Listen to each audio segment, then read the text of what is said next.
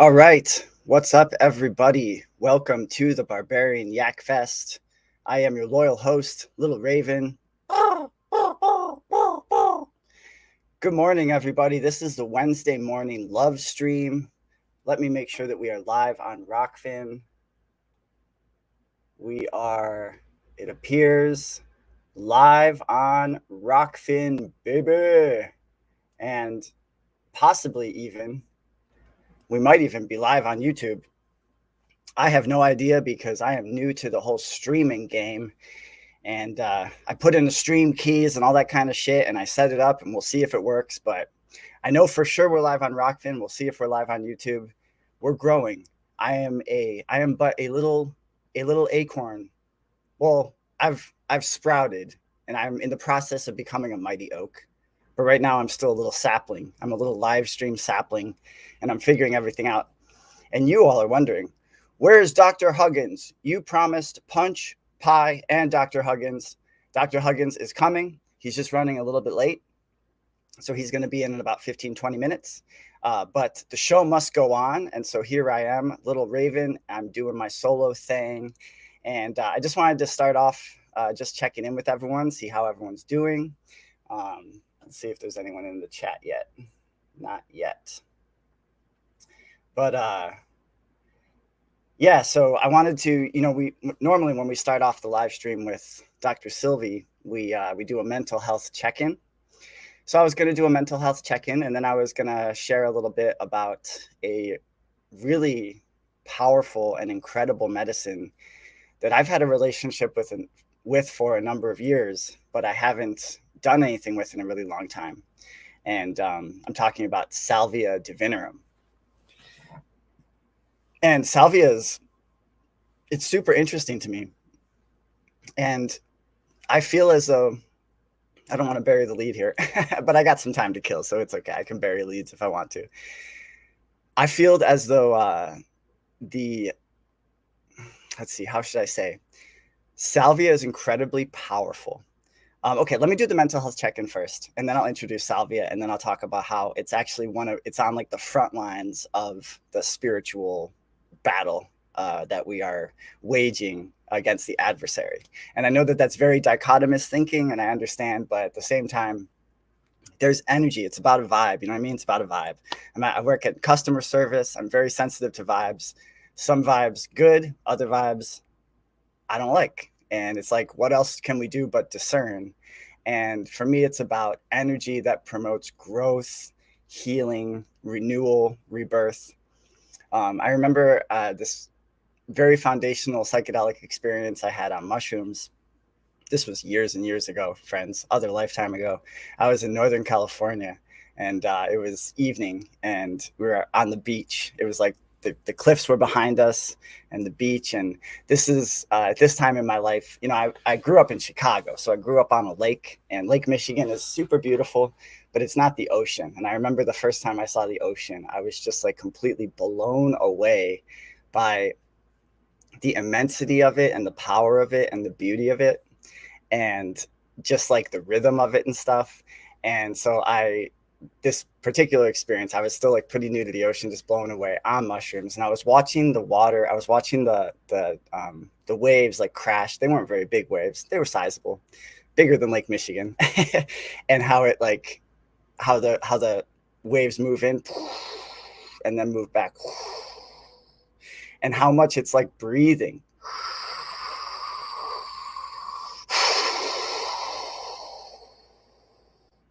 This is going to be an ASMR stream today, guys. It's just going to be me imitating the sound of the ocean.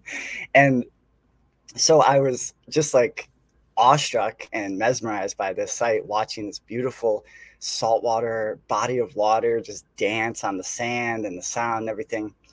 And it's constantly, every wave is new, right? Like every wave is different. First off, every wave is unique. Every wave is new. And every wave like brings new water onto the shore, and it pulls more sand back. And I just kept on thinking about the process of renewal and rebirth, and how like critical and beautiful that energy is, the energy of spring, of new buds, regrowth, new growth, neuroplasticity. And so that's the energy that I discern that I enjoy. The energy that I discern that I do not enjoy, that I refer to as the adversary. So this is all to say about the dichotomous thinking, because there's some folks will be like, well, it's all one. It's all one. You got the yin yang, you got the dark and the light, and the light and the dark, and all that kind of stuff. And that is absolutely 100% true.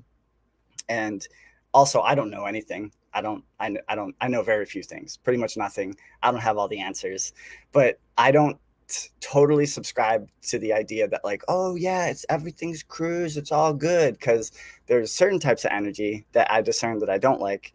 And that is like the energy that, rather than rebirths and regrows, it like despoils and messes, like the messy, not messy good. There's messy good, there's messy bad. But anyway, I don't even know how I got off onto that tangent. But yeah, so this morning's mental health check-in, I'm doing actually really well. I'm doing really well. It's been a wild, I think for a lot of people, it's been a really wild year. It's been a wild time. And, as old heads of the Yak Fest and the BMP know, I've had my trials and tribulations and stuff like that. But I feel as though I moved back into my apartment. I'm grounded back in.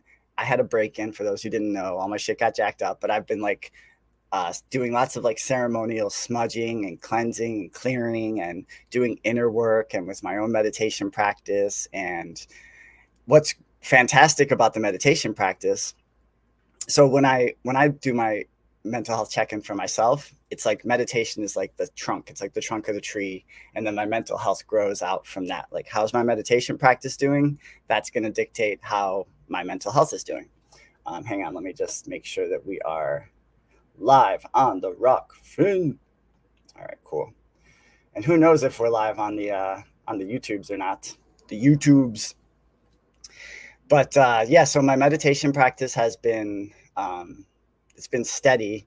And what's so nice is it's like it's a cycle that continues itself, because it feels so good. It feels like it's something that I look forward to. And this wasn't always the case. Like, when I first started meditating, I didn't know like what the fuck was going on. And, I wasn't raised in like a society that really like valued, or culture that really valued like meditation. My father was a very philosophical person, and my mom was a very sensitive, beautiful person.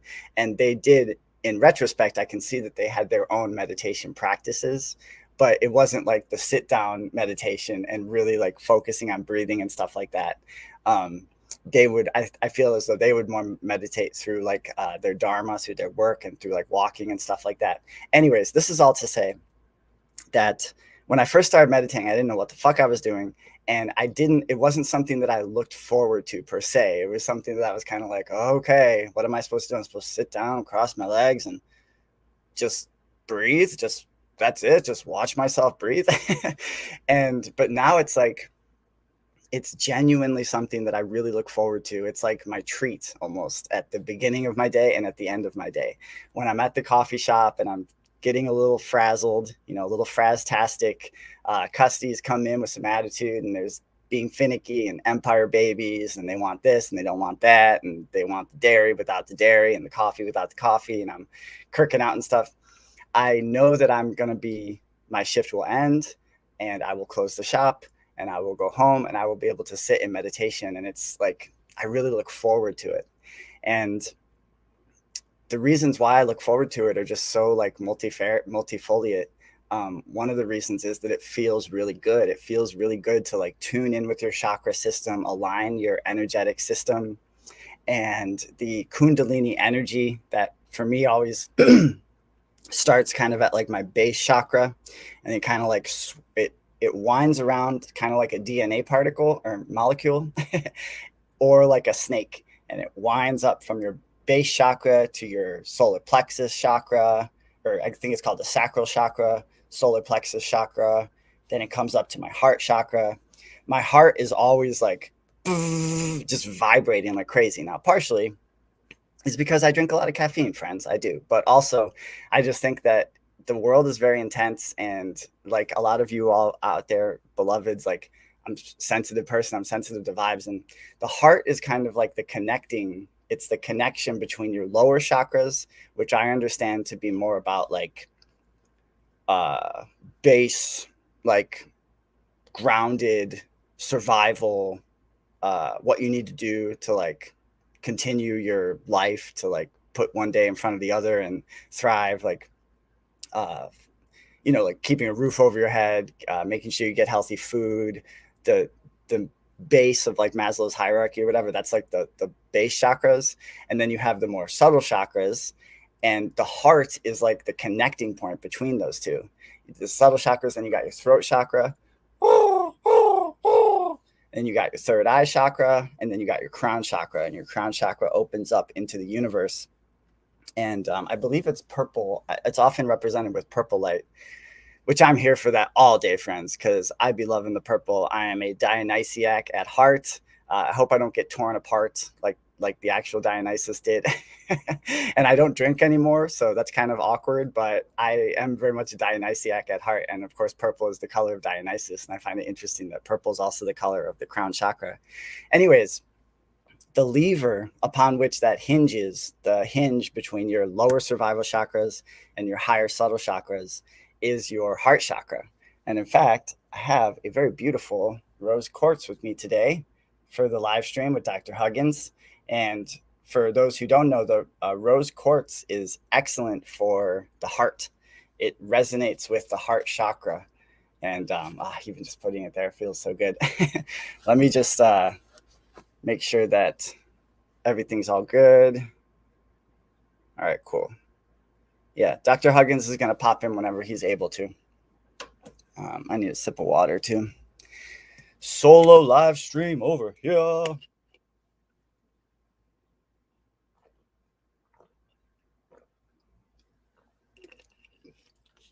But yeah, so overall, my mental health, I feel, is doing pretty damn well.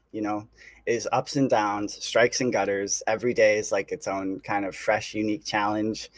But I'm here for it. I feel like that's what life in many ways is actually all about. You know, I If you want to learn about the universe, you want to learn about your own psyche, study nature. You watch the way plants exist. I just got reminded of this was actually on the Big Island of Hawaii. I was on a hike to go check out the caldera at Kilauea, which is like the roiling lake of lava. And it's really intense. Like when you actually hike to it, it's really intense because the earth, like as you get closer and closer, it's just a big broiling lake of lava. And so there's like steam that's coming up like from the cracks in the earth and stuff like that. And as you get closer to the caldera, like the steam becomes more intense, and like all around you, it kind of feels like your survival mechanism kicks in. You're like, is this okay right now? What's happening? Because you're walking on a mountain that's like, it's what holds everything together. It's the blood of the earth. It's this like molten ass lava. And there's also these methane explosions that are like super duper loud. And you're just like, man, I hope I don't get caught in one of those methane explosions. Anyways, this was after we had seen the caldera. I was with a couple friends and we're walking back, and it got kind of cold. Actually, it got kind of like cold and rainy. I think it must have been the winter time, because it doesn't get cold very often on the Big Island, but it was definitely cold this day. And we weren't really prepared, and we were all like huddled up. It was like pouring, dumping rain, and we found like this little shelter. We're all like huddled in the shelter. And my friend is like, you ever wonder how the trees like don't get cold? They're just standing around out here. They're not even moving, not even generating any heat. And I just bring that up to say that, like, if you study plants and trees, you can learn a lot about how to exist in a good way, I believe, because they're so graceful. They're such graceful, natural organisms. And so the way that plants and trees grow is they got the roots in the soil, and those are connecting with the mycelial network, and they're exchanging information with the mycelia.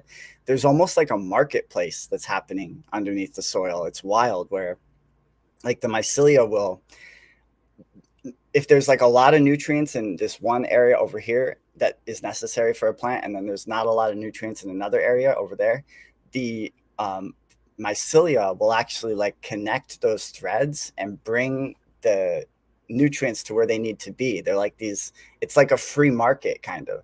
I'm pretty sure that the mycelial consciousness doesn't think in terms of like free market capitalism, but it is that same idea that like supply and demand and stuff like that, and things just find their own magical equilibrium in this way. And so plants and trees grow from their roots with coordination and synergy with the mycelial network. Then they grow from their trunk and their stems or their branches, and that's what's like delivering it's like the nutrient and the water delivery system to the cells of the organism, which are like busy photosynthesizing. So they're like eating the sunlight, and then they're growing at their edges. They're reaching. Plants will just always reach for the sun, and they always reach like out and up, like towards the light. They literally just grow towards the light. And that's what I feel like life is all about too, is like growing towards the light. And so, every day is its own challenge, and every day does have ups and downs and stuff like that. But if you keep in mind always, and I'm not saying I'm perfect on this, like, you know what I'm saying, but that's just like goals. You keep in mind all the time that it's like you're growing towards the light. Sometimes another leaf will obscure your access to the light, and you got to grow around it. Sometimes a bear will come tromping through and just tromp. And sometimes, man, if you're like a baobab tree or whatever in the African savannah, a giraffe will come and start eating your shit. It's like you don't know what's going to happen, but the whole time you're growing towards the light. So for my mental health check-in, I would just say that I am feeling as though I'm very grounded in my journey towards the light, towards the elevation of the human spirit, towards greater and bigger awareness, greater and bigger consciousness. So that brings me to my journeys with a really magnificent medicine, which is the Salvia divinorum. So Boomer Raven right now is going to attempt to share a screen. And so I can just read you guys a little bit about, for those who may not be familiar with, you probably have heard of Salvia, but I'm gonna talk about like how Salvia gets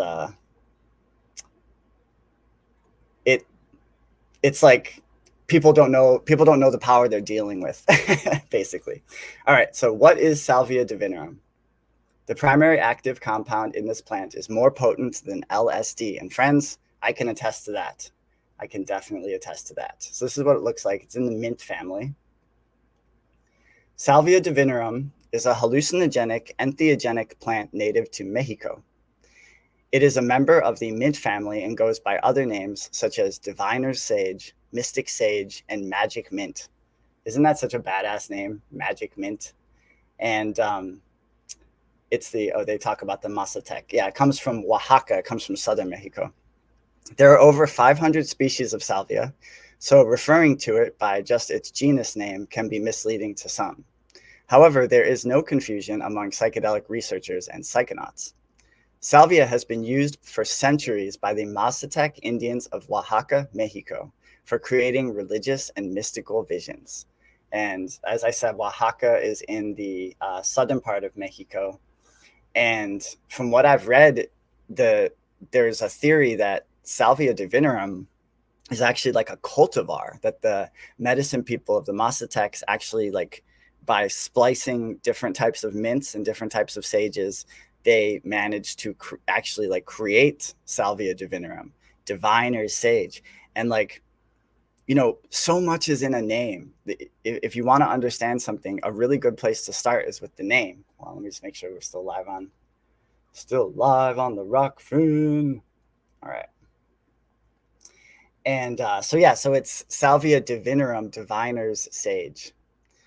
So salvia has been used for centuries by the Mazatec Indians of Oaxaca, Mexico, for creating religious and mystical visions. They also use the plant for treating diarrhea, rheumatism, and headaches. The two most common methods for ingestion are chewing and swallowing the leaves and crushing the leaves to obtain the juice and drinking it. The leaves can also be dried and smoked. And so from the reading that I've done, the kind of traditional way of ingesting salvia is through you take the fresh leaves and you kind of like you take a lot of the fresh leaves and you create like a cigar type thing with the leaves, and you just like chew on the leaves and you absorb it that way. And that from the research I've done, that seems to be like the traditional use of it. And that is, so there's different ways of experiencing psychedelics, right? So chewing a leaf and absorbing the juices that way versus smoking it, those are like radically different methods of transmission of the medicine. And so in the West, like salvia kind of like burst out of the mountains of the Masateca, and then it hold on, I just want to make sure that Dr. Emerald is not having any trouble coming in. Let's see here. Okay, he said he's almost ready, so he'll be in here shortly. But so when you absorb like the juices of the leaf, you're getting one type of experience. When you smoke it, you're getting an entirely other type. And the smoking is like a lot more sudden. It's a lot more sudden. It's a lot more intense, and it's a lot like radically more intense. You know what I mean? And so when it burst out onto the scene in like North America and Europe and stuff around the world, people were smoking this stuff and they had no idea the power that they were dealing with. They had no idea the power that they were working with and the respect that's necessary. You know, like a lot of respect is necessary for this medicine. And the Masateca people talk about that too, how like they describe the salvia spirit as a feminine spirit, a shy spirit like a deer hiding in the woods. And of course, the Mazateca were colonized, unfortunately, like the rest of Mexico, and they kind of got like Catholicism shoved down their throat. And so a lot of the I lost my train of thought. Oh yeah, so they had Catholicism shoved down their throat, and so in order to like preserve their way of being, preserve their culture, they kind of like used the symbology and the cosmology of Catholicism, and they kind of like hid their own cosmology within that. And that's like a very common, it seems, as I study history and stuff, it seems that's like a very common tactic of cultures to be able to survive when they're being oppressed, is like they kind of like hide themselves in the symbols of the oppressor, so that way they can, it's very clever actually. And so they also equated salvia with Our Lady of Guadalupe, or the Virgin Mary, and I can attest to that as well. Like that connection, I feel that for sure. But this is all to say that salvia got kind of like a bad name, so to speak, because people who were just trying to get high, you know, and that's fine. I'm not trying to judge. Fuck, I like getting high. I like partying. And also it's a human instinct to want to like play with our consciousness, play with our states of being. But that said, like, yes, it's a human instinct, but also it's like serious business. You know what I mean? Like you can't just like mess around with your consciousness willy nilly. You have to be aware of like what you're doing and stuff, and you certainly have to be aware of like the medicine you're working with. And you know, if you're communicating with the spirit world and stuff like that, you have to know that you're communicating with the spirit world. You have to like prepare for it. You know, like traditionally there would be like fasting involved and ritual cleansing. And keep in mind that this was the traditional use of chewing the leaves, which is it's a longer experience, and it's a lot more, I would say, mellow. It's a lot less like dissociative. When you smoke the salvia, you're getting, it's a very unique compound, which I'm if Dr. Huggins is going to come in here soon, but the primary active compound of salvia is called salvinorin A, and it was found that salvinorin A had no action at the serotonin 5-HT2A receptor. I don't know what that means. Considered by experts to be principal target responsible for the effects of classic psychedelics. So it's like a very unique, this salvinorin A is a very, oh, there's Dr. Huggins. Cool, I'm gonna put him in right now. Dr. Huggins! Hey, Hey, what's up? nothing much. How are you doing? I'm good. I'm gonna stop the screen share there. I was just kind of biding some time. I love your background. Thank you so much. I actually did this myself, and yeah, I love my office so much. Yeah, That's really nice. I want to yeah. thank you so much for joining this is the Wednesday morning love stream with Dr. Emerald Huggins. Oh, nice. That's so awesome. And I'm gonna have you introduce yourself, but just real quick, Dr. Emerald Huggins is a doctor of nursing practice and psychiatric mental health nurse practitioner. I had to Yep. look it up this morning to see what all the letters. I'm like, damn, Sorry. Dr. Huggins has got a lot of letters after his name. I'm like, I don't even know what this means. So it's Oh my God. Yes. psychiatric mental health nurse practitioner. Yeah. And he is also the founder and CEO of Awareness Oasis Psychiatry in Yes. Phoenix. And Yeah. I met you at the coffee shop. That's where 4 days a week I'm at the coffee shop slinging that caffeine to the people to pay the bills and Yes. stuff. Yeah. And Dr. Huggins came in, and it was like immediately, it was like, just in terms of like, we resonated so hardcore, almost Yeah, to the right. point where I like contacted a little bit. I was like, damn, it just, so I knew I had to have you on, the podcast. I'm Yeah. still new to the world of live streaming, but I'm like, let's do it. Let's do the live stream. So Dr. Huggins, for my listeners who are not familiar with you, would you just introduce yourself a little bit and let us know like a little bit about Awareness Oasis as well? Sure. Yes. Okay. So again, like you said, thank you so much for the introduction. Yeah. So my name is Dr. Emerald Huggins. I'm a psychiatric nurse practitioner here in sunny Phoenix, Arizona, and also the title of my practice is Awareness Oasis Psychiatry, and so I started my journey.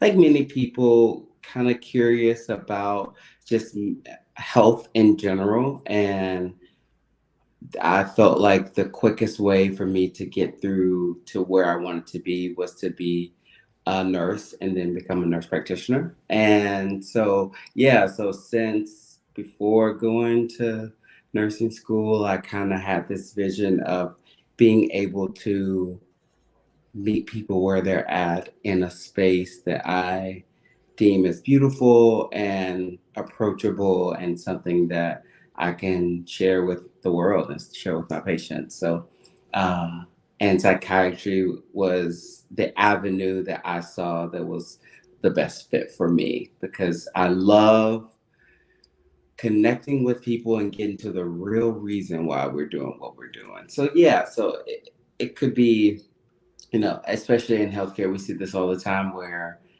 someone may be struggling with maybe taking their diabetes medication, or they have like limited access to different things. And a lot of times, some providers don't take the time to really connect and get to why. Maybe it's because they're scared, maybe it's because they don't trust their provider, and maybe they had a negative experience with mental health and taking that medication with another family member. So, yeah, so I felt like psychiatry was the way for me to become more human and connect with people. And yeah, so that's why I chose it. Yeah. And I mean, can you get any more essential and foundational than that aspect of like the Yeah. connecting as a human with people? Yeah. When the first day that we met, I remember you said you were like, "I love the universe." You said something to the effect of like, "The Yep. universe has a way of giving you what you need. It has a way of Yeah. introducing you to people that you need to meet to expand your network out." I Right. feel as though so I'm very much like I feel in my heart the Taoist idea that to understand life, existence, and the psyche, if you study nature, it's a really good way of like understanding your own self, since we are obviously a part of nature and everything. Right. And it's so much to me like the metaphor of the mycelial network is Yeah. just so incredibly relevant. And in fact, the other day I was thinking, you know how it's all like when you put a video on TikTok and like it blows up and people say it goes viral. When that happens for me, because I'm manifesting it, I haven't gotten into the TikTok yet, but it's gonna blow up, but it's gonna go fungal for me. Yeah. Because I want to, viruses will take over cells and then make Yeah. them work for them. Yeah. Whereas the mycelial, the fungal connection is all about synergy and Yes. working together and um, Mm. providing nutrients like where they are needed, delivering nutrients from place to place where Yeah. they're needed. Yeah. And Mhm. that I just think is so incredibly Yeah. powerful. And so I just really appreciated that, about that you had that sort of awareness, bringing that to the psychiatric profession, because Exactly. like I always come back to it too, like with the podcast and my creative dreams and stuff. You can get lost in metrics and goals and income and survival and all that stuff. Unfortunately, right. Yeah, right. But it's Yeah. like, what are we actually here for? Like, what are we Yeah. actually doing at the end of the day? Yeah. And um, and so like I'm gonna let you speak on that a little bit. Like, what are we actually doing? Like, what is the foundational purpose behind what we are called to do, like in our lives? Nice, Yeah. easy question for you, Dr. Yeah. Hawkins. Yeah. Thank you so much. Yeah. I think honestly, the deepest part of us really just wants to connect. And I think a lot of us are scared and feel very hurt and vulnerable to be ourselves. And if we can find people to connect with that allows us to be ourselves, I think that's when we can really be fruitful and grow. And most importantly, I think that it's really important for us to understand, love, and appreciate ourselves, because it's so hard to give ourselves grace sometimes, because a lot of people will, me included, beat myself up more than I would ever say to anyone else. And I think once we start to really understand ourselves and not become something new, but to fall deeper into ourselves and to say, hey, this is me and this is what I like, and it's okay. Like that I may like, insects um or this random poetry that a lot of people think is really, really boring and not cool, or the fact that, maybe we just want to um not fit in like the rest of everyone else. And that's okay too. And I really want to deeply show people what love and appreciation and self-esteem looks like for yourself. And then we can be able to love other people authentically. Yeah, totally. I had like a little download while you were talking, that so much of, so there's the tension or the dynamic between the Yeah. idea of like individualism and Yeah. collectivism, Right. and there it's a balance in my mind. And so much, in at least the way like my experience of being raised like in the West or whatever, there's Yeah. definitely that emphasis on individualism, which Yeah. is not a bad thing. Like I think that individual expression is essential and it's Yeah. important, and it's also fun and beautiful and interesting creative expression. But when you talk about like finding yourself, like nesting inside your true self, Yeah. you can find that by connecting with others. You know what I mean? Like, so Yeah. it's that individual awareness and knowledge and truth that comes out through collective cooperation and connection with others. I feel like that's like a bridge that we can take to connect those two modalities of being. Right. Right, exactly. And you hit the nail on the head. It's really about understanding the individual so that you can help the collective, right? Like so that you can be symbiotic, just the same way as you were saying with the fungi. Like you want to be able to live and cohabitate with everything that's around you rather than kind of being a virus where you're attacking something and you're killing it and you're taking on it and you're like, you need a host, in order to like kill it and destroy it. But I really like the way you frame that. It's because yeah, it's about love and connection and helping the environment around you, not just yourself. Yeah. Yeah. I talk a lot about this concept, and it's like I'm growing and learning about this concept myself, but I call this concept the adversary. And Mm. the adversary is it's so we definitely live in a universe of dichotomy, of duality, even though there's the unity of the opposites. So like there's Mhm. the yin yang, in which like you got everything is one, but then also there's like, this is kind of what I was talking about before you came on the stream. Mm. There's like there's also discernment involved in life, and like it's a vibe, it's a vibe. Yeah. So like, Right. you know, Right. why did I clicked with you immediately? Because Yeah. you got good vibes, you know what I'm saying? And we both have, Yeah. we resonate with that idea of like, I also love the universe, and I'm Yeah. also like very amazed continuously at the universe, and like Yeah. how you never know what, like each day starts, you don't know like how the circuitous path that day is going to take, and you don't know the people you're going to meet and the synchronicities that are going to happen, and yet Right. they always happen. And like in Exactly. the process of Yeah. manifestation and stuff, it's like you got to leave a lot of freedom and flexibility in terms of like how are you going to achieve your goals, because the universe has ways of making things happen that it's like, whoa, I did not see that coming, you know what I mean? And Yeah. sometimes it comes, a lot of times for me anyways, it comes Yeah. through adversity. Like you're dealing with Right.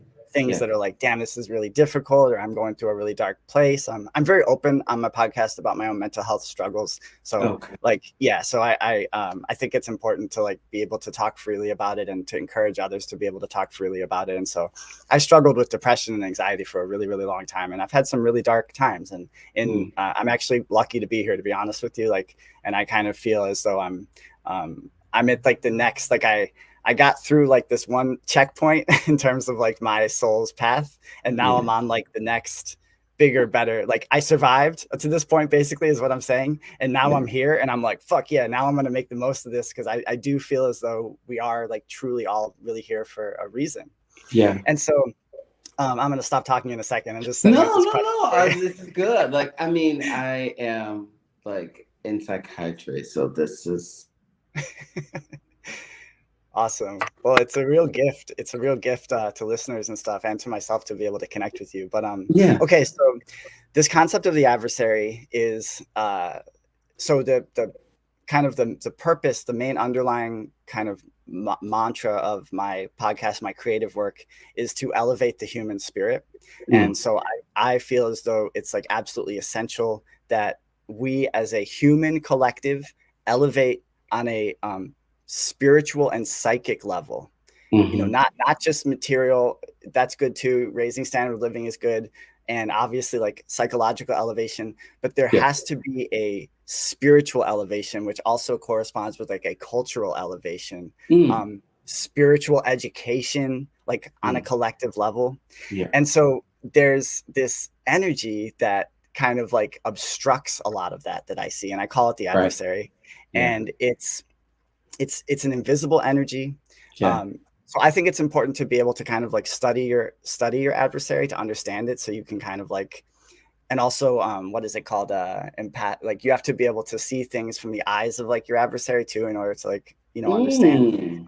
So Wow. anyways, it's an invisible force. Yeah. It feeds off of what I would call low frequency emotions. So what I Yeah. call low frequency emotions, fear is like the big one. Fear Yeah. is number one.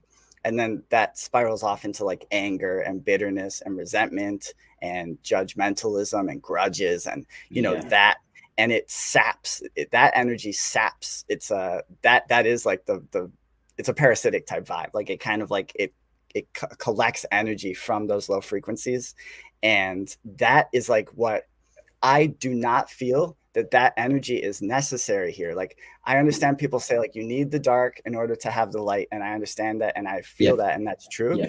But there Yeah. is a certain energy that I don't believe, I just don't accept that it's necessary here on this plane.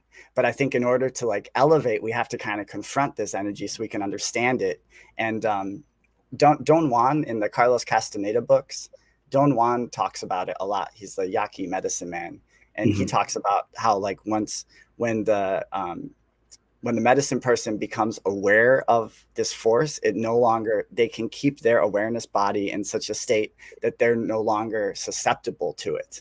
And Yeah. so it's like that's what I want to like bring into birth for the entire collective. Yeah. What are your thoughts on that? You know, I love that. I think this is so fascinating because I have personally, I don't use the word adversary. I use inner saboteur. And I think there's so many ways of describing that, and whether it's like your ego, your like inner saboteur, your adversary. So now, I know this to be true is that it is there because it's scared and it's like self-preservation. Unfortunately, it like takes it to the next level where it like destroys us, and it wants to keep us small, and it wants us to be angry and upset, and fill in the blank of whatever your adversary does, right? Yeah. But I'm curious to know whether you think this is a like nature thing where we have it innately, or is it a nurture thing where it's because of the environment that we've been raised in? And you're speaking about the what you call the Adversary. or the inner saboteur. Is what Yes, yes, I yes, like yes. that. I Yeah. like that one too. Very much your like training comes through with that, because that's like a really deep. You start thinking about that, it's like, oh fuck, the inner Yeah. saboteur. And Yeah.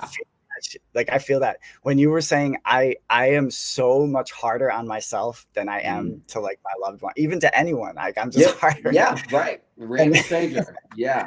and Yeah. I always like say, don't forget to treat yourself like you would your best friend, or like you would, Right. Right. Right. Right. it That's good. somehow we miss that. So yeah, so that is like such a mystery, that question you just asked me. It's one of these things that I'm still kind of all working out in terms of Yeah. like, where does like the origin of this energy kind of come from. And I do believe that it is a very like foundational energy. I think that it's ever present like in realities, but I just think that there's you can like lean into it or not, type thing. Yeah. And I do Mm. think that there is so there's this concept in ceremonial magic called the Hmm. egregore. And Okay. the egregore is it's when you can create an egregore, just one person can, or like a massive group of people, millions or billions of people can create one. And what it is it's a thought form that then kind of develops life and motivation and will of its own. So like, Yeah. for example, if I'm just working like with myself and I'm thinking like, okay, I want to um, manifest like, you know, however many subscribers this month or something like that. I can create like a thought form egregore who will actually, according to the tradition, like that will actually kind of like go off on its own and help manifest that. But like Wow. when it comes with the collective, that's where I think you get some of this at the saboteur or the adversarial energy. Mm. So it's like, because I typically don't like to start saying that like, oh, there's these external dark forces and stuff like that, because I don't, it doesn't feel as productive to me. But at the same time, Mhm. it's like there is something there. If you build a certain type of energy that feeds off of negative energy, because things in existence have a tendency to want to like perpetuate themselves and Yeah. self-preserve, like you say, Mm. then unfortunately you have like this force that generates then conditions that give rise to these low frequencies, and then that actually like feeds that force.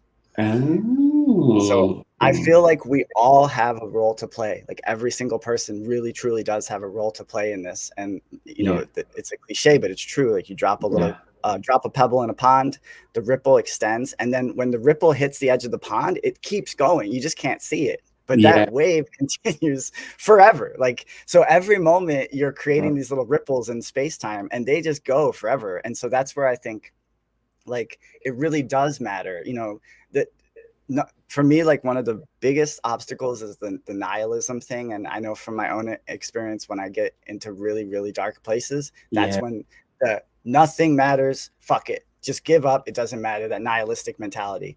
And Yeah. that I think is unfortunately that like feeds into this saboteur adversarial energy, because Yeah. we all have to like be super aware of ourselves all the Yeah. time, so Yeah. that we are like building the the energy that we discern that we love. Yes. Yes. Okay.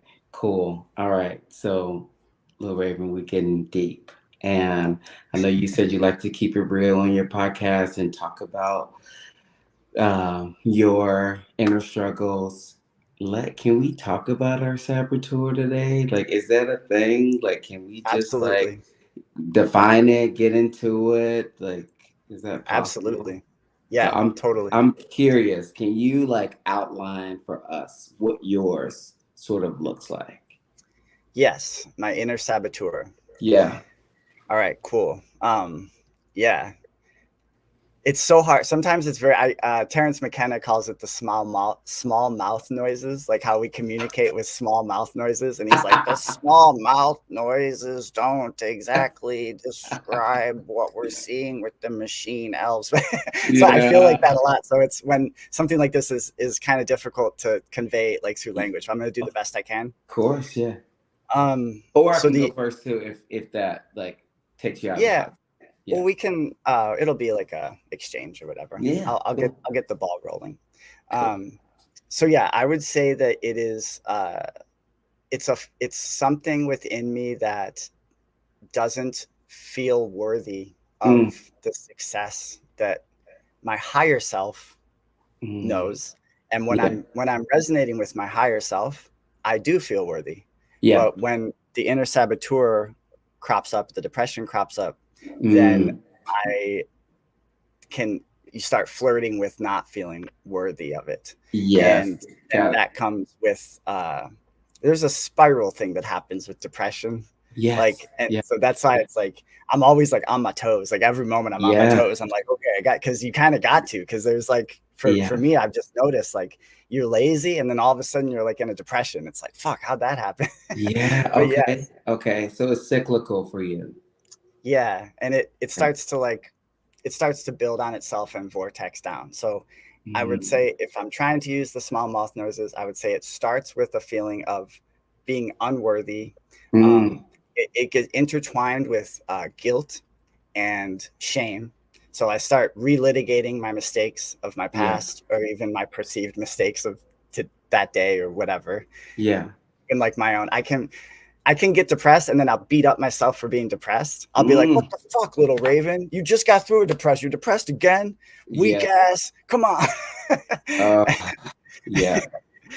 So yeah, so that's so I would say it starts there, and then it starts to create like subconscious blockages within myself to where I'll start like, yeah, the saboteur is like a perfect word for it. You start to like Hmm. get in your own way, Yeah. and Yeah. you Yeah. know, so yeah, that's how I'll start off that discussion. Ah, that's so good. Thank you so much for sharing that. That was beautiful. I did take down a little bit of notes because was just curious about how it like gets you there. Yeah, please do. Um, yeah. Okay. And then like I'm just one more question, follow-up question. Like how do you get yourself out of it for Yes, your listeners? yes. So to get myself out of it, there's some pragmatic things that I do that really help. The number one pragmatic thing for me is exercise. So the Mm, one thing I can, as long as my body is like in decent shape, and I always try to remind myself of this, I can be like so down in the dumps, but it's like, do a scan. Okay, is your body still operating fairly well? yeah. Cool, go use it. And so I will go work out, and that can be one thing I'll say too for listeners is like, I have to be careful with that, because sometimes when I'm working out to pull myself out of a depression, Go ahead.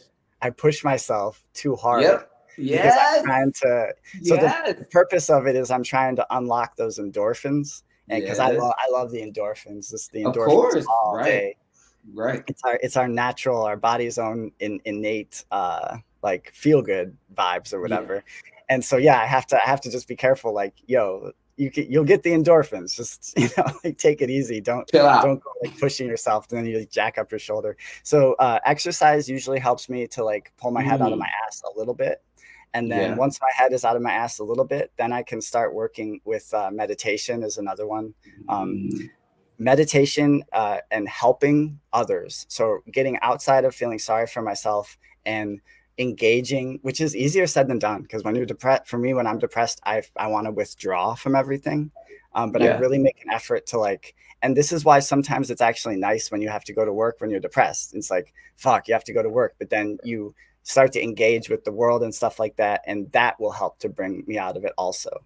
So Yeah. exercise, meditation, helping others, and just kind of like forcing myself to put one foot in front of the other in terms of Yeah. like, let's go about my day and engage with the world. Yeah. And then after that, it's kind of like it's a, depending on the nature of the specific episode, it's Yeah. like it begins like a process of Hmm. pulling myself out. And then of course good sleep too, like absolutely essential. Yes. So Yes. yeah. Thank you so much for that. Yeah. I just want to note for your listeners and for anyone who is listening to this that you said you fill your cup up first before you do others. And that's so key. That's so important because you have to get yourself set and ready first in order to help others. Because there's a large amount of people who try to help others when their cup is empty. And then we spiral and then we get into this rut of thinking that our worth is in helping others. And it's not. It's we gotta help Damn. ourselves first, then Yeah. we can help someone else. Because if your cup is near empty, then you're just basically putting fuel to the fire. Like it's like you're tapped out, you're withdrawn. Like how are you able to help someone else? And yeah, it just puts you in a rut. But yeah, but thank you. I really appreciate you sharing that. Yes. Yeah, that is so essential what you say. It always reminds me of the metaphor of like when you're on the plane and they say like you got to put the oxygen mask on your kid first before you put the oxygen mask on yourself. Exactly. I've been using that for the past few weeks for patients and people. Like there's so many connections, there's so many examples that are right in our face, and people are like, oh shoot, that's what it is. Oh yeah. Like so, and really that's what my work is about, is trying to give different scenarios and different examples of like until someone gets it, until it makes the connection. Yeah. Yeah, for sure. Okay. Also, another thing you just reminded me of with like the making sure your own cup is full. There's the whole thing of like your cup runneth over or whatever. Like you Exactly. start filling up your cup, the universal energy is incredibly generous. My experience of it is just like, Very, very damn, generous. it's generous. Yeah, it's just Yeah. mainline. Yeah. It's like, and so your cup will start running over, and then it's like share the love at that point. Like if your cup is running over, Exactly. then you can You, truly, then you can truly share from an authentic, healthy, self-loving place rather than a self-deprecating. This like, oh, like helping others fills my cup. Does yeah. it really? Dr. Emerald puts up a red flag at that I one. don't see how that really works.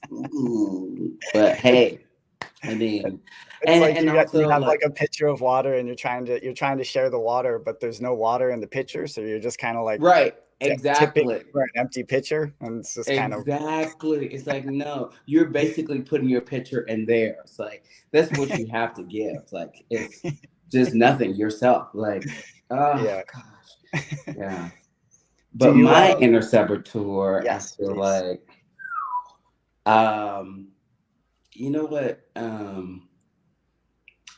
Mine is definitely anxiety based.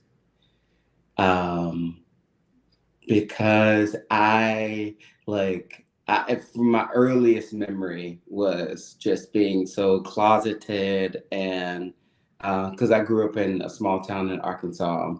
My dad was a pastor, and I grew up just very religious. So I had no place to be myself, like whether it was school or home or church or what. Like, so everything was in my head.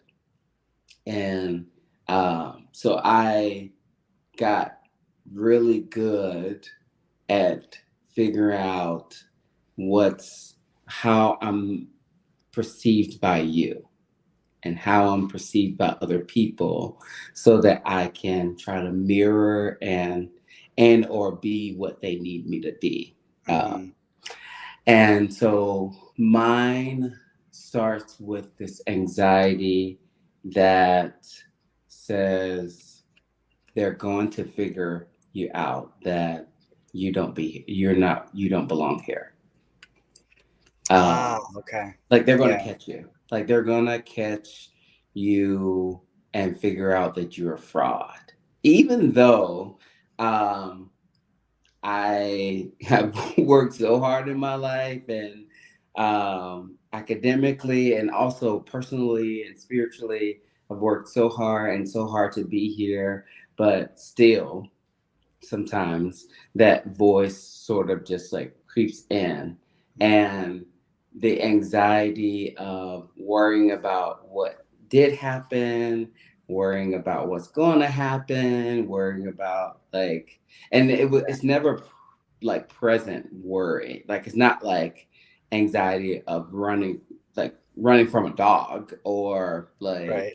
like something falling on me and like trying to crush me and kill me. It's Yeah, always living in that past or present of like or past or future about yep, what is happening, right? And so that spiral comes, I won't have enough this, or like, you know, what's going to happen when this happens, blah blah blah.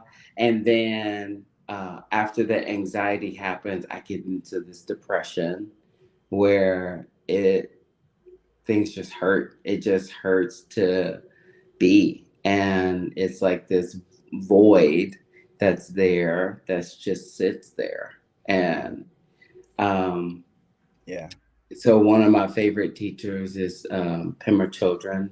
Mm-hmm. She's a Buddhist priest that who teaches a lot about just sitting with pain and suffering. And over the years, I've just gotten so much better with my inner saboteur, because it very much is based in anxiety and trying to people please and do what people want me to do. And I am happy to say that that is not something that I struggle with much at all. Wow. Like, yeah, and genuinely, you can ask my partner, you can ask people around me. It's something that I've worked so hard on, um, because I had to understand who I am and really get to love me, really understand and say, wow, like I really do love you. And also, I think being raised in the church, we were always taught to be like meek and humble and not, boast yourself up too much because then you'll be like the devil, and the devil like attacked God. And All of a um, sudden, you're in a lake of fire, and you're like, "How the fuck did right, I get here?" exactly. How did I get Brimstone here? all over. But I didn't grow up learning how to love myself. Like they taught us how to hate ourselves and how to like keep yourself down, but they didn't tell us how to really own our power and love and appreciate who we are. Never was taught that. Like taught how to get accolades, taught how to like be something for other people, but not necessarily that deep love that it takes. Yeah. And I think what gets me out of it is um, definitely my number one go to is meditation, because it allows me to get present with the moment rather than identifying myself with my past or trying to strive for something in my future. Like it gets me right here, right now, accept where my body is, where my mind is, where I am financially, and just acceptance for here. And then working out, you hit that nail on the head. That is something that I do love, and that honestly is a meditative part for me because I mean I know you can't see this on camera, but I mean I'm a muscular guy, and a lot of people think that I'm in the gym and I'm like throwing weights and like aggression and that's what it really takes to get there, but it's really not for me. It's really such a calm and beautiful thing to lift weights, and I do it with a lot of intention and just focusing on different muscle groups and muscle parts, and really appreciating that because I learned, I was a cheerleader for a number of years in college, and one of my coaches said to me is that when you break your toys, you can't play with them anymore. And so Yes. that really, it's weird how that stuck with me because in that regard, I remind myself not to push too hard because, yeah, I'm in my mid 30s, so it's getting rough to recover. Like if I throw my back out or my shoulder, knee, ankle, I'm done. I don't want to do anything. And it's just really frustrating to get that recovery. And Yeah. and yeah, so I'll just yeah, so meditating, also uh working out, eating right, good sleep really helps me. Mhm. And like I am probably one of, I know there's more people out there like me, but I just love, love, love meeting new people. Like that is probably my favorite thing in life is meeting new people. And also, side note, interviews. Like I love them. I don't know why. It's weird. Like I feel like a strange person because it's almost like a performance or a game. Like it's like, wow, this is amazing. Like we get to connect, and yeah, so yeah, those are the things that helped me really get out there, because a lot of times, especially in my doctoral program, I was super anxious, super nervous about stuff, and I just went scared. I just pushed myself through it, and I'm so, so, so, so grateful for doing that and for the universe just to put little nuggets in my path and say, well, yeah, why don't you go get coffee over here? And it's like, Yes. oh, why don't you just say hi, more than just hi to that person? Because Yes. it's such an American thing to do to like just like Yeah. say, hey, how you doing? Don't Hey, really what's mean up? it. Good. Yeah. Yeah, right, Yeah. right. Don't really mean it. Don't really care. Just a formality and just going about your business. But yeah, so that's I awesome. um I was it comes across how you were saying that you really like enjoy interviews, and Yeah, like how perfect is that for your practice? Because like there's, yeah, you know what I mean? Like that's yeah. what you're doing so much is that one-on-one. And so as someone who has like, I've been to see like different psychiatrists and stuff, Oh, okay. sometimes they don't seem like they're into it, and it's really like difficult then to like get much out of that experience when and there's the authenticity aspect of it, you know what I mean? Like so Yes, you and can't, it's apparent. Yeah, it's apparent, you can't fake it. And yeah, so it's just like what a gift, for you and for your people that see you, because it's like yeah, that's then it becomes a win-win situation yeah, if that's something that you're genuinely enjoying. yeah, And then it changes the whole dynamic. So I just think that's yeah, awesome. Really yeah, quick too, before we depart from this topic, when you say, because people, I've found, I talk about meditation all the time, yeah. and people have all kinds of confusions about it, and definitely some Uh, obstacles, definitely some inner saboteurs involved with the huge meditation. obstacles. Yeah, So people are always like, I don't know how to meditate. I can't meditate. I can't focus. So what would you say? And I'm curious to know, like, what does your meditation practice actually mhm, look like yeah, pragmatically? And then yeah, yeah, what would you say to people who say, I don't know how to meditate. I can't sit down for 2 seconds. My brain just races and stuff like that. yeah. Okay, that's a really good question, and not to plug myself, but You can I plug yourself. do. It's fine. Yeah, Do it. Go but for it. because when you said that, it reminded me of what I do. So I have a Instagram account for the practice called Awareness Oasis. And there I post videos on 5-minute meditations every Monday. Um, and so 5 minutes, I think, is kind of a sweet spot for people because it's short enough that they can actually do it, but long enough that they can get some benefit from it. And obviously, like I meditate more than 5 minutes every week. And so practically, what I do is I have like a sit down meditation, every couple days, every few days. That way I can just kind of disconnect and just settle into myself. And when you And sit, do you sit like half lotus, full lotus? Like, do you sit with like a straight back? Like, how do you yeah, sit? yeah, I am a straight back person and just in my chair, just sit down and just take some really deep breaths. And my anchor point is my heart. So I like focus on my heart. And that way I just try to close my mind and just not think about anything else. And because otherwise that tape just runs and runs. I got to do this. I got to do that. I'm this. I'm that.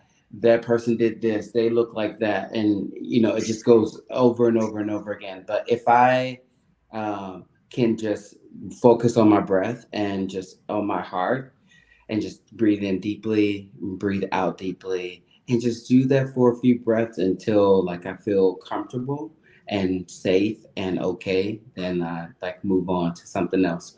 But Do you have any daily, tricks for, sorry to interrupt you, do you have go any ahead, go ahead. tricks for how to, when you do have recurring thoughts that just keep cropping up? I have some like hacks that work for me with that, Yeah. but I'm curious to hear your thoughts. How Yeah, do you? you know what? I honestly think that it's really important to get with a provider to help you with those things. And also, uh, I really kind of my school of thought is not to fight them and not to combat them and to push them away because it feels like it just comes on stronger when you do that. It feels like it's just like trying to really get in and get to you. My go-to is to just notice it and kind of watch it and just say, I really appreciate what you're saying, and eh, seriously, Yeah, no, for sure. and give that voice some grace, and just be Yeah. like, I know you are really trying to help, and you are really trying to get me to a safe space. And however, today we're gonna do something different. You know, Yeah. we're just gonna do something different, right? And so that has always like been a really big go-to for me, is to just not fight it and just appreciate it and say, you know what, thank you. Yeah, I know that you think that that person is out to get you. They might be, and that's okay too. Like, or that like you feel disgusting and you feel like you will never dot dot dot. That's okay too. Yeah. However, let's do something different today. Like, yeah. So Would that's you call those are that like my go-to. radical acceptance? Is Yeah. that sort of along the line? Oh, yes. Come on. You just threw that out there. Good. And that's something that I'm telling patients and telling because people right now is because they radical acceptance, I think, oftentimes is denoted for like someone else and like Ah, giving for yes. someone else. But when we can do that for ourselves and Yeah. and call that radical acceptance, that's what it is. That really gets us to healing. It's doing that. Yeah. Damn, I love that, man. That's really, really fantastic. I'm inclined to believe, agree with you when you say that when you get into a combative mentality with the recurring thoughts, I think that is a pitfall because they will fight. They stand their ground. You know what I mean? Those Yeah, thoughts. There's a reason why they're recurring. They got right. like a little bit of oomph to them. And what I do is I envision. I have a few different. I use visualization a lot. I love Yeah, yeah, yeah, yeah, yeah, visualization, yeah, and I yeah. will visualize like a cloud, like a storm cloud. If it's like a kind of like a darker thought or a thought that I'm just not Mm. interested in at that moment, I Okay, envision okay. kind of like a storm cloud or a rain cloud, and then I just allow it to like drift across the sky, and it Mm. as it drifts away for me. And then another thing, if I have a thought, especially about like a person or something, Mm.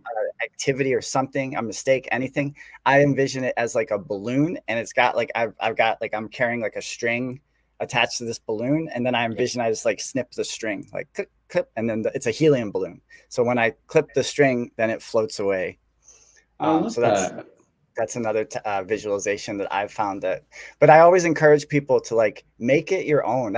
That's one of the really, I believe, foundational things with meditation is don't get hung up on like dogma or feeling like, oh, I have to do it because I read this book that in Yeah, this book said I have to do it like this, and then I can't do it like that for whatever reason, and so therefore now I just can't meditate. Like like with anything, I think with anything, you make it your own. There's going to be certain things that resonate with you. Your body's going to want to do certain things. You know, some yeah, people are not going to want to sit out. Like I like to actually, I can't really do full lotus, but I like to do half lotus, yeah. and I I can't like do to full be lotus seated either. on like a cushion. But you Yeah, said you like to be on a chair. yeah, Um, and then some people might like to lie down, and for that I say go for it. Just you might fall yeah. asleep. Sometimes I Right, right, right, right. take a little Yeah. nap, but you know, there's worse things in life than a little nap. So Right, right. Exactly, exactly.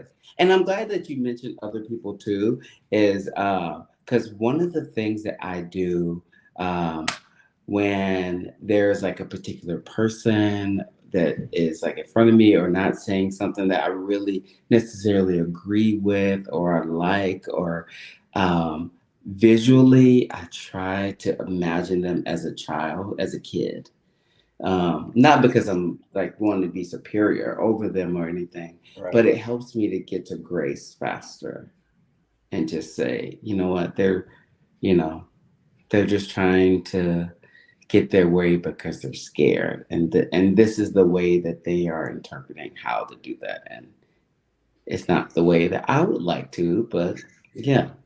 And then it allows me to give intention to that person and just move on, and yeah. Yeah, and then not so much like anger in terms of like how is this person acting like this? That's so messed up. Instead, it's just kind of like, okay, well, this is someone who's learning, and you Yeah, know, learning, try growing, to lead. doing the best that they can with what they got. Yeah, for sure. Yeah. I have a hard out in about 5 minutes. Unfortunately, I got Sure. to get ready for work. But I Yeah, of wanted to course. just take the last 5 minutes and talk about. So, like as I said at the beginning of our chat, one of the things that really like resonated when we first met was how you said like how you love the universe. And I Yeah. just wanted to talk about for the last 5 minutes. I just want to Yeah. talk about the universe. I want to talk about this. What is this? This etheric soup of electrochemical existence that we're in. Like, Yeah. what are your thoughts on flowing with the universe, uh, aligning yourself like with the universal energies, and resonating with the source? Mm. Wow, that's a really good question. Yeah. Nice, No, no, easy no. question for you. That's a really great question because I think once we get clear with who we are, everything else will make more sense. But if we're searching outside of ourselves for the answer, then it just gets so confusing because then people start to chase money, or they chase like accolades, or they chase this and they chase that, and they are grasping for all of these things that really doesn't matter at the end of the day. Uh, for me, um, our purpose here is to see ourselves in each other and connect. Like that is I think the foundation of why we are here is to connect. It's not to, make sure we influence hundreds and thousands of people, which is highly unlikely that that can happen. Highly unlikely. Um, Keeping it and real today, it's Dr. just real. Huggins. It's just honest. And because a lot of people get so burdened down to think that, man, I just want to affect so many people and blah, blah. Really, it's about you. The universe is asking for you to affect your world, not the world necessarily. So that I think that helps to take off some pressure. And, even if you affect one other person, that's enough. That's more than enough. It might be more than most people will in their lifetime, right?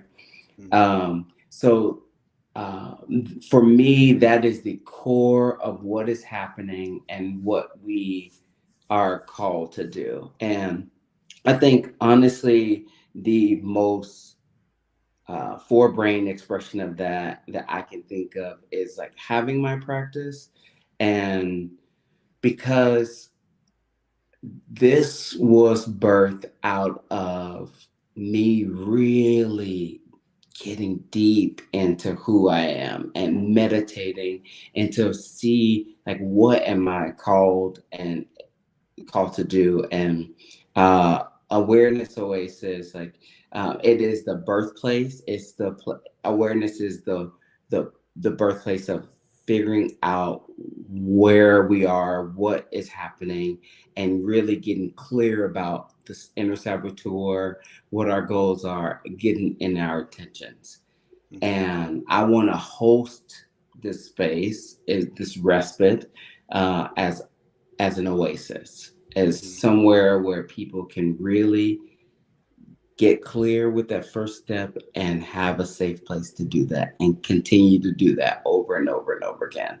And so, even in my logo, uh, even in my logo, it's like several shapes. Like, so you see, sorry, I can't do this backward. So there's an A and the O shape in the logo, but then Mhm. also this is the shape of a teardrop or water. This is the shape of a flame. This is a shape that we make when we're meditating, when we're in full lotus. Yeah. It's the shape of a mountain and also the belly of like a valley. So that came to me while I was meditating. Wow. Uh, and I think that it's this whole life crazy, metaphysical thing is about getting clear with what we want and need to do and Man, helping. that is so beautiful, man. Yeah. And I love the name Awareness Oasis. Oh, Just reading it, thinking about it, it like fills me with this sense of calm. oh, Because that oasis, when I think of an oasis, you think of like you're in the desert or something, and then you have like a source of water and some palm trees and some dates, yes. shade. And Exactly. in the Yeah. city, big city, people be surviving out here trying to generate the frog skins to pay the rent, and Yeah. there's interpersonal stuff, Yes. just a lot of energy.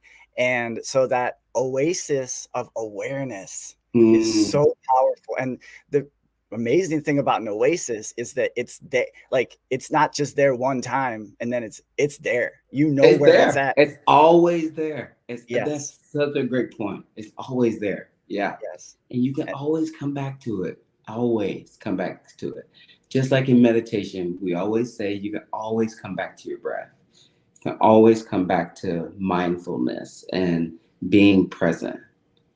Yeah. And we got to take back that word mindfulness, by the way, too, because the corporate Yeah. culture has taken mindfulness, and Yeah. it's one of my little bit of my pet peeves. I rant and rave about it sometimes. How advertise and it's no shade on people got to make a living and stuff like that. But the unfortunate thing about advertising, corporate marketing, stuff like that is it can debase language. And I'm like a poet at heart. I think words are incredible. They're like these magical avenues by which we can communicate thoughts and feelings, but they Yeah. have to mean something. In order for us to communicate, words have to mean something. And Right. so I just think that word mindfulness, it's really good to like take that.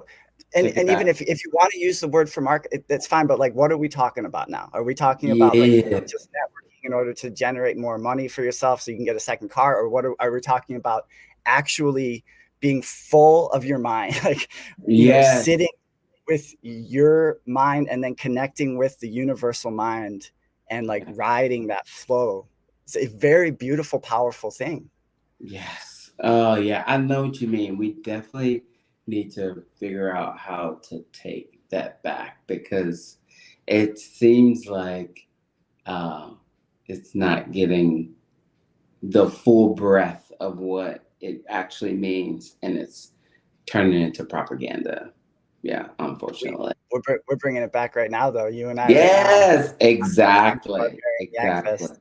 Yeah. So, Dr. Emerald Huggins, I just want to thank you so much for being so Uh, generous with your time this morning and for no. sharing your insights and thoughts with us. For Yes. my listeners, because this is going to go out in the audio later as well, let folks know where they can find you on the interwebs and how they can connect with you if they would like to, you offer this incredible practice. So if Sure. people want to find you, connect with you, how do they do that? Yeah. So I have my website. It's awarenessoasis.com. Also on Instagram and Facebook. Also on LinkedIn, if that is a thing. And then so I have different links there so that we can set up maybe a 5 or 15 minute free consultation. I can also, and I'm taking new patients. So do medication management, also psychotherapy. So yeah, I just want to get us healed, and yeah. Absolutely. And I love it. Thank you Yeah, so much. And all the links are going to be in the description to get in touch with Dr. Huggins. So, thanks. yeah, this is an amazing way to start the day. Thank you so much. Oh, thank you so much. I really appreciate your time. Thank you, thank you, thank you. You'll come back. You're going to be a repeat guest, Dr. Huggins. Oh, You'll perfect. be Yeah, coming because we back. got some stuff to talk about for So real. much. We only barely scratched the I surface. know, I know. Like we didn't even get into psychedelics, and that's something we need to talk about. Yeah, Okay.